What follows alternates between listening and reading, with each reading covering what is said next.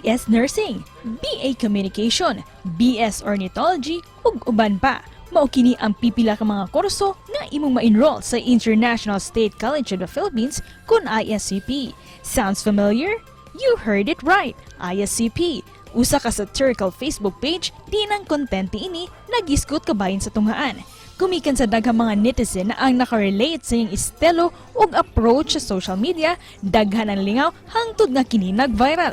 Apan nasayod ba kamo kung kinsa ang nagpalayo ni ini usa di ay ka 19 anyos nga tinun-an dinhi sa Subo ug kung kinsa siya atong ilailahon dinhi lang sa GMA Regional TV Live. Ilailahon nato kinsa magyuning founder sa International State College of the Philippines o ISCP na nag-trending yun karong bag-o makauban to sa programa Ninyo Jed. Mayong buntag Ninyo, welcome sa GMA Regional TV Live. Mayong buntag sa tanan na viewers sa Regional TV Live. No? Ako si Ninyo Jed Alahid, sa usa ka admin sa International State College of the Philippines Facebook page. Or sikat kaayo rong bag-o. For the benefit of our viewers, kinsa man ni si Ninyo Jed luyo sa ISCP page? Well, si Ninyo Jed kay usa ka 19-year-old na estudyante gikan sa Cordova, Cebu. No? I'm currently studying at aeronautical engineering sa Cebu Aeronautical Technical School. How do you feel, Ninyo, nga paspas kaayo ang pagsikat sa iyong FB page nationwide? Worldwide pa gani. Unang expect ba mo nga mo viral ni? Sa at first, wala ko nag-expect na mo viral jud siya, no. Adang lingaw-lingaw ra jud ni siya sa ako na side. Lingaw-lingaw ra ni siya sa paghimo nako sa ISCP kay of course kay malingaw mo sad ta sa mga kanang mga wordplay na akong magipambuhat kay writers, right? May pagka-writers sad baya ko ba. So kanang comedy, kanang fun kay ko anang mga comedy then na connect ra pod sa ISCP kay of sa kuha man sa ko sa senior high accountant ABM man akong gikuha pod na strand. So gi-connect na akong kanang pag-manage sa social media sa lingaw-lingaw. Kanusa man nimo ni nasugdan o na nganong nakahuna-huna man ka pagbuhat aning ISCP ninyo? Daghan man og rason ngano na create ko ning ISCP, no. Ang number one na reason kay ganahan man ko nga makasulod or maka work og social media manager inana. So nangita ko way para may pakita nako sa clients na inani nako pag-manage ang page, no. Ikaw la ba usa ninyo ang nag-create o nag-edit ng mga post o sa mga pictures hub o mga videos o doon na kay nag-co-manage po sa page, mga kaubanan? At first ako ra usa, no, sa ako ra jud usa sa pinakauna gyud. Pero since nag-viral siya, ang mga tao naghimo sila ilahang kaugalingon ng mga inani, mga memes, mga posters. How do you feel ninyo nga ubay-ubay mga movies, mga artista o bisan mga sikat nga mga vloggers ni gamit sa imong schools, sa ISCP, sa ilang mga memes, mga vlogs, so ilang content mismo? Maka-proud lang kay ikaw ba dyan ako man dyan nag-anak sa idea tapos nidako.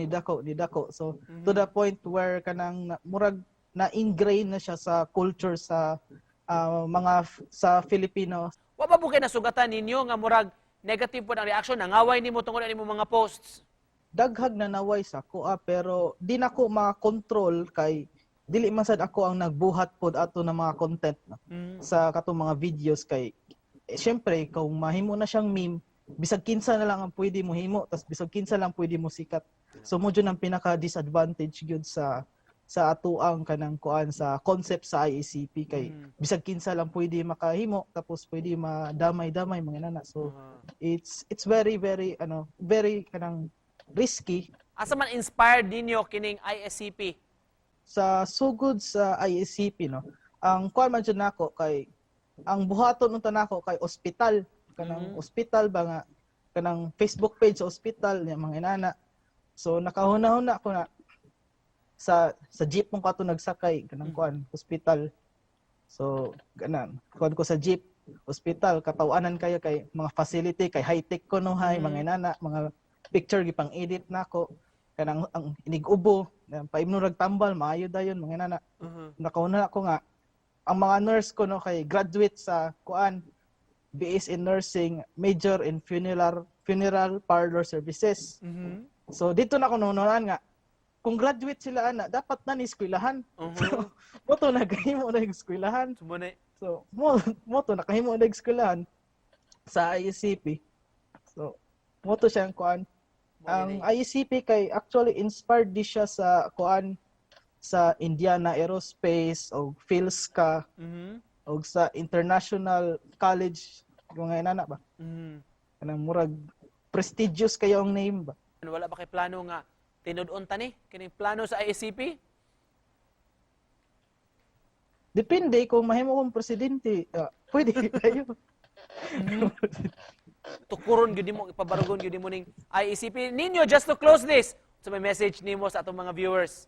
Dapat creative jud tan kanang ganahan ta nga ma-learn on how to be creative, no, how to put positive vibes sa tibuok jud nato na community, sa atong family, sa atong friends. Kanang dapat positive ta kay kanang positivity manakod man gyud. So ang lesson sa ICP kay ang positivity manakod jud siya.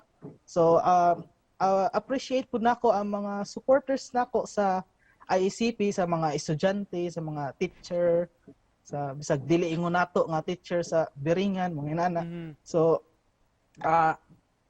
nagpasalamat sad ko sa ila kay tungod pud sa ilaha nga nisikat pud ang ICP kay kung wala to gimim og pag-ayo di jud to siya mukatag sa kuan. Salamat pud sa kanang pag-interview pud sa ako kay of course kay nagahin ta tag oras diri kay kanang ganahan pud ta nga makahibaw sa kanang roots jud sa International State College of the Philippines. Kami sad ganahan kaayo. And thank you for joining us this morning, Ninyo, ug sa imong pagpaambit sa istorya sa ISCP. Ninyo Jed, mga kapuso.